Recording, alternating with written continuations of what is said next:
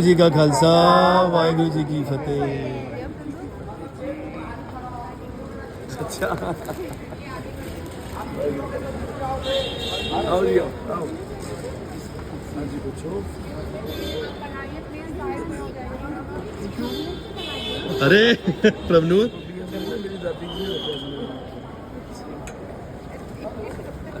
Thank you जी thank you.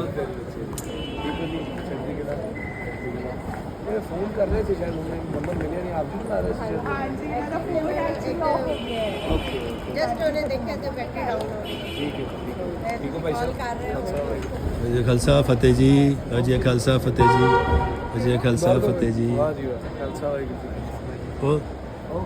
तो ठीक ठीक है सफ़र इतने थोड़ी जी ठंड घट ही हैगी। हाँ पर सारा सारा लाना पएगा।